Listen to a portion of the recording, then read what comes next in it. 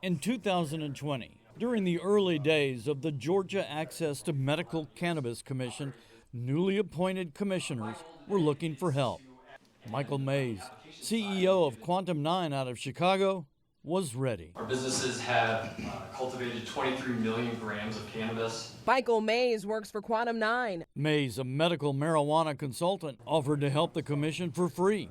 One board member wanted to make sure Mays wasn't going to be involved in Georgia's upcoming medical marijuana bid. Will you be seeking a license? No, I will not be seeking a license. That statement turned out not to be true, but finding that out wasn't easy. The I-Team has been investigating the Georgia Cannabis Commission's bid process and the winning companies for weeks. Lee County now home to the state's latest dispensary. We started with a Florida company called Trulieve. The company's CEO, Kim Rivers, is married to a man recently convicted of public corruption charges in Florida. J.T. Burnett bragged on undercover tapes about how he and a Florida legislator made little tweaks that give you some advantage to the Florida marijuana legislation. Trulieve told us Burnett had no role with Trulieve, Georgia. It's not a great day, but I've had other not great days. Then there was Jigar Patel of Nature's, Georgia. Patel was once a business associate with a man in Massachusetts who admitted in court to bribing a Massachusetts mayor to win his medical marijuana license. Nature's Georgia wrote to say it was irrelevant because the company separated ties with that individual long before our Georgia application was submitted. As we continued our investigation, we ran into a huge hurdle. The bill that established the Medical Cannabis Commission exempted the commission from most all of the Georgia Open Records Act, which means thousands of pages can be redacted, and taxpayers, journalists, even other bidders can be kept in the dark about what's inside. It's right here for anyone to see, page after blacked out page of redacted material.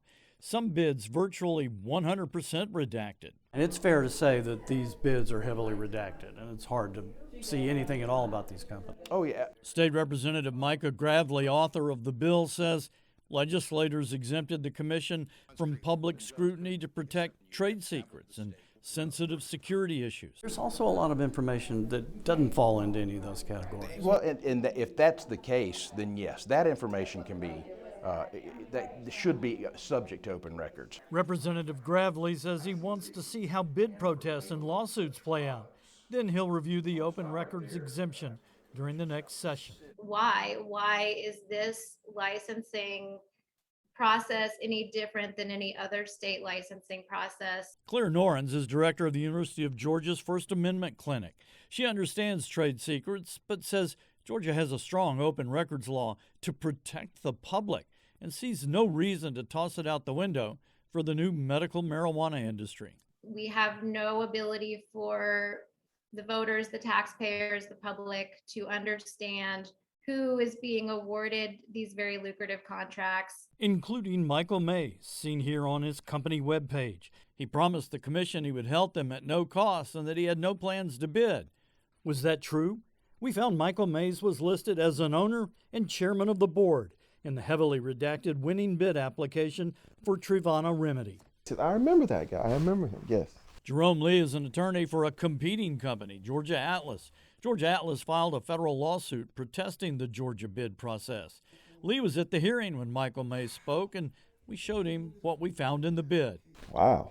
I was not aware of that. It looks real bad when you don't put that up front. Does it trouble you? It does. Michael Mays' attorney wrote us to say Mays only provided this basic packet of information to a representative of the Cannabis Commission and nothing more.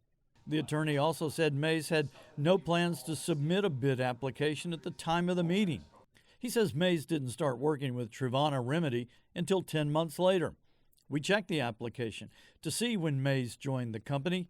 His profile and work agreement were redacted. The lack of transparency is problematic. Somehow we mysteriously have the highest level of redaction and secrecy of any of the prior states or any of that.